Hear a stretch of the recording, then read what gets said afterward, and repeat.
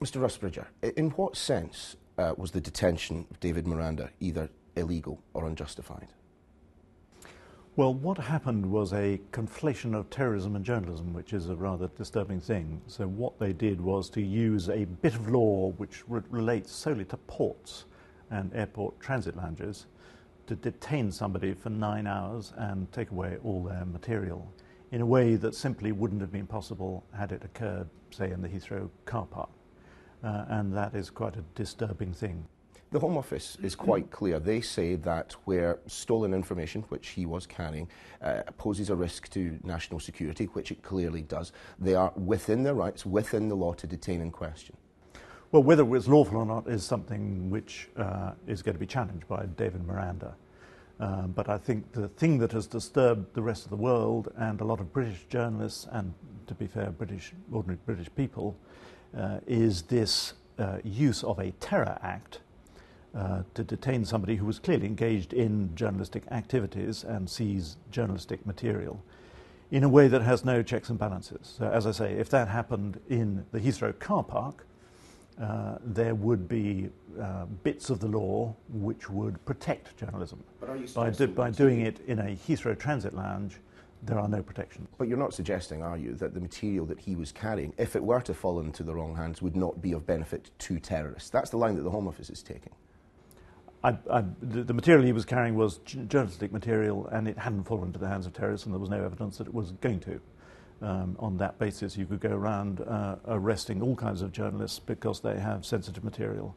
But that's not the way we handle things in Britain, though it is apparently the way we handle things in transit lounges and ports. I mean, is David Miranda a journalist? We're told that he's not employed by The Guardian, but he will be receiving support for his legal action from you. He had his flight paid for. I believe he was carrying information that was destined for a Guardian journalist. I mean, he says he's not a journalist, but to all intents and purposes, he was, wasn't he?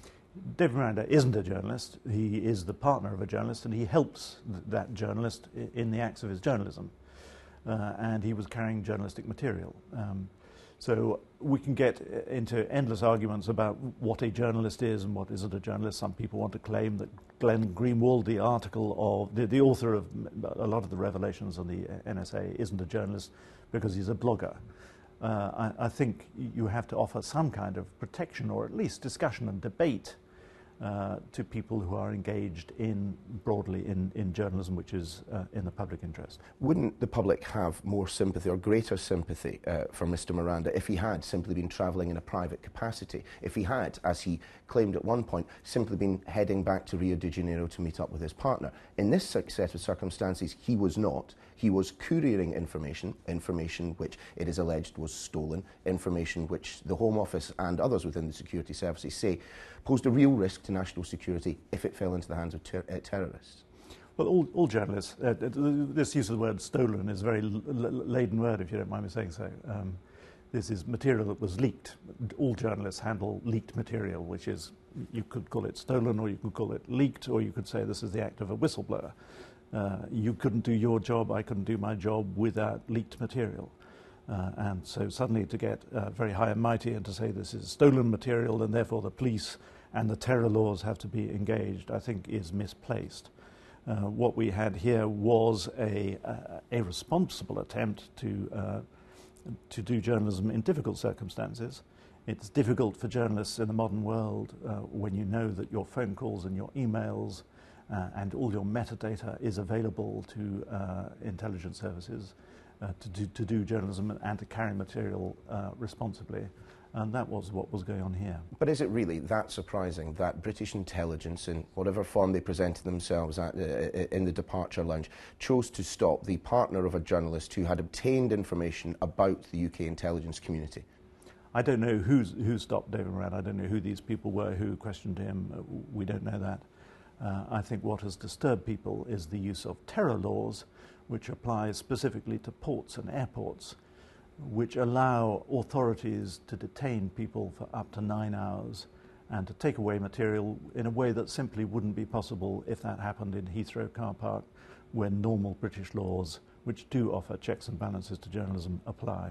What you do know, however, are the identities of those within government, perhaps officials, perhaps even politicians themselves, who have been leaning on The Guardian. Your editorial this morning talked of shadowy figures within government who were pressuring you to return the information that Edward Snowden leaked. Who are those individuals? We had an agreement not to name the individuals, but what I was writing about was the fact that the British government, having engaged in a discussion with The Guardian, came to the point at which they explicitly threatened us with prior restraint. That is, they were going to go to the law to get all this material back and stop us writing about it. That's not something that would be possible in the United States, and that's why we have been forced to transfer our reporting to America. You did, however, say that one official claimed to speak for the Prime Minister. I mean, you have no doubt, I presume, you have no reason to doubt his claim to speak for the Prime Minister. That in and of itself is a fairly serious allegation. You wouldn't care to name who that particular individual was? I'm not surprised that this matter, which is clearly about national security and about intelligence, the oversight of intelligence, these are matters of high public concern, so it doesn't surprise me that these were being discussed in the inner echelons of Whitehall and government. There will be those, however, perhaps even here at Guardian headquarters, who are surprised that essentially you were asked to volunteer the information by persons unknown within government. You refused. They threatened legal action, and you folded at that point before any legal action had commenced. I mean, why did you allow GCHQ officials into Guardian headquarters to smash up hard drives? The position we were faced with was a protracted court action. Or simply carrying on our reporting, which we are able to do because there are copies of this material in America and in Brazil. It didn't seem to me worth getting into a situation in which we would effectively allow the courts to freeze our reporting and take control of the material in a situation where our reporting could carry on perfectly easily, but just not in London. But that's the practical side of the argument. There is a point of principle at stake here as well, and one which I would have generally expected the Guardian to uphold, that where governments try to compel material to be released, material which is important to a story, key, central to a story, you would resist that as far as possible, even if you had copies of that information in other jurisdictions. If it had been the only copy of the material and the threat had been to prevent us from reporting, of course we would have gone to court and we would have fought in the courts. But in the modern world, and digital information being what it is, I think it was a slightly heavy-handed and not very subtle approach by the government to try and destroy one copy in one jurisdiction. The important matter of principle, I think, is to do justice to the material and to do justice to the debate around national security, around surveillance, and around the rights of ordinary citizens to communicate without government and giant corporations eavesdropping on those conversations and emails and chats. But you mentioned in your article at the point at which these hard drives were destroyed, one of these GCHQ officials, again nameless, said, now it is time to call off the black helicopters. A jocular aside, perhaps, but there must be those within your own newsroom who think that a precedent has been set, and a dangerous one, that when GCHQ officials dangle the sword of Damocles of legal action over your head, you capitulate and you invite them into the building. Capitulation would have been to stop writing about it. If you look back at our record, we've carried on writing about it since it happened a month ago, and we will carry on writing about it. So there's been no capitulation. What my article was about transferring the Guardian reporting to a regime in which prior restraint is impossible. So I was trying to make a point about the UK's laws in the light of using this little-known section, Schedule 7 of the Terror Act, to try and inhibit reporting, and I think that's something the public should know about. What do you think are the broader implications for journalism in this country, given the way in which the government has reacted to the Snowden revelations and, of course, the detention of David Miranda? Well, I think the broad picture that's emerging from the Snowden material is that no digital communications are safe, that millions of people are now having the metadata or the content of emails, phone calls, text messages intercepted, analysed and stored. And you don't have to think for very long to work out what that means for journalism and the fact that journalism and the confidential relationship with sources becomes very difficult in circumstances when there are so many people who have access to those contacts. Do you think that, however understandable Glenn Greenwald's reaction was to the detention of his partner, it was entirely wise to start pointing the finger to say to say he had lots more information, lots more documents that could really do damage to the British government, and that they will be sorry that they've carried out this course of action? Do you think that was appropriate?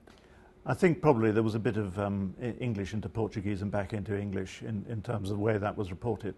Glenn Greenwald's been extremely careful in what he's reported so far. He's reported a small fraction of what he's seen, and it's all been about policy.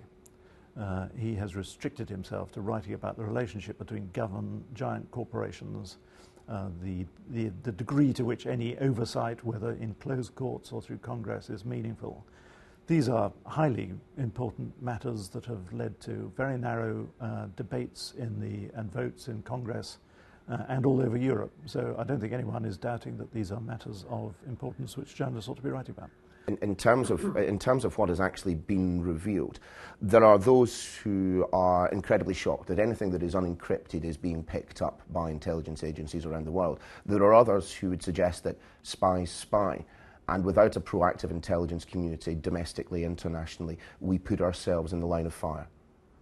Well, I think lots of people have reacted to some of the stories saying spy, spy, but I think most people have been amazed at the extent to which this isn't about spying on nations or enemies of the state, but it's about the mass collection of data. People are using Facebook, Twitter, Gmail, their phones, text messages, and I think that has made people very uneasy, particularly in Europe and America, which, unlike Britain, have a direct experience of very disturbing things in recent history to do with surveillance and oppressive law agencies. So I think we're being a bit complacent in this country if we don't think this is a debate which should be had and that we haven't learned some rather disturbing things in the last couple of months.